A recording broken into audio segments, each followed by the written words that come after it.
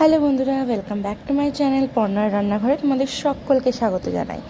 আজকে আমি তোমাদের একটা ফাঁকিবাজি রেসিপি শেখাবো। জানি সবারই প্রত্যেক দিন রান্না করতে করতে একঘেয়েমি চলে আসে, ভালো লাগে না রান্না করতে, তবুও করতে হয়, কিছু করার নেই।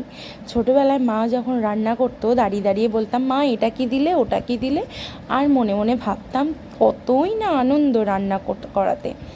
এখন বড় হয়ে বুঝতে পারি যে কতটা আনন্দের বিষয়টা আর কতটা দুঃখের, মানে দুঃখের নয়, তবুও ডেইলি ডেইলি এক জিনিস কারোরই করতে ভালো লাগে কি লাগে না।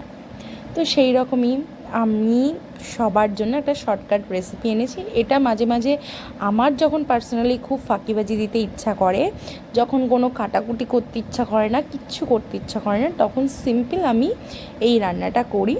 আলু শুধু কাটি, আর কিচ্ছু কাটি না, শুধু লঙ্কাগুলো একটু চিড়ে নিই, ব্যাস।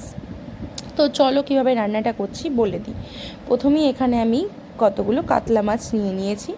তো কাতলা মাছটাকে আমি কোনো হলুদ টলুদ কিচ্ছু মাখাইনি, ডাইরেক্ট কড়াইতে একটু তেল নিয়ে তাতে একটু নুন ছড়িয়ে নিয়ে, যাতে মাছটা লেগে না যায়, মাছগুলোকে একটু লাল লাল করে ভেজে তুলে নিলাম।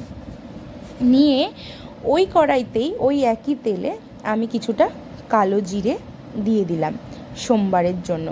কালো জিরেটা দিয়ে ভালো করে নাড়াচাড়া করার পরে আমি এখানে একটা মশলা করে রেখেছিলাম, সেই মশলায় আমি অ্যাড করেছিলাম পোস্ত আর কিছুটা কয়েকটা শুকনো লঙ্কা।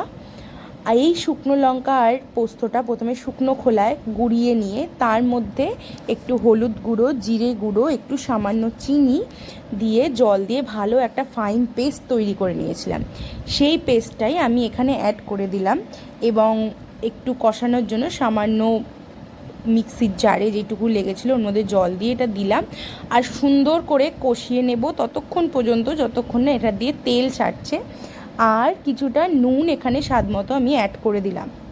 নুন, ঝাল, মিষ্টি এগুলো সবাই তোমাদের পছন্দের মতো তোমরা দিয়ে নেবে। এখানে দেখো কষে এসছে, কী সুন্দর তেল ছেড়ে এসছে। তো এই অবস্থাতেই আমি ভালো করে কষিয়ে আরও কিছুক্ষণ কষাবো। কষিয়ে যখন দেখবো জলটা পুরোপুরি মরে গেছে আর খুব সুন্দর তেল ছেড়ে একটা ভালো টেক্সচার এসছে, দেখো এই পর্যায়ে আমি আমার ঝোল যতটা রাখবো, বাড়িতে যতজন মেম্বার ঝোল যতটা রাখতে চাইছি সেই অনুযায়ী আমি এখানে জল অ্যাড করে দিলাম। আর তারপরে এই ঝোলটা ভালো করে ফুটে আসলে আমি এখানে মাছগুলো অ্যাড করে নেব। আর মাছগুলো অ্যাড করে কিছুক্ষণ ফুটানোর পরে আমি চেরা কাঁচা লঙ্কা দিয়ে এটা নামিয়ে নেব। তাহলেই রান্নাটা একদম ডান। আর দারুণ স্বাদের এই রান্নাটা তোমরা বাড়িতে অবশ্যই ট্রাই করো। আরেকটা কথা, এখানে আমার ধনেপাতা বাড়িতে সেদিনকে অ্যাভেলেবেল ছিল না, তাই আমি ধনেপাতা অ্যাড করিনি। তোমরা চাইলে কিছুটা ধনেপাতা নামানোর আগে কাঁচা লঙ্কার সাথে কিছুটা ধনেপাতা দিয়ে দেবে, স্বাদ অপূর্ব আসে। আর হ্যাঁ, বাড়িতে অবশ্যই ট্রাই করো, কিন্তু ট্রাই করে অবশ্যই কমেন্ট করে আমাকে জানাতে ভুলো না কিন্তু। তো রান্নাটা তোমাদের কেমন লাগলো অবশ্যই জানিও। দেখা হচ্ছে নেক্সট ভিডিওতে, ততক্ষণ পর্যন্ত সুস্থ থেকো, ভালো থেকো।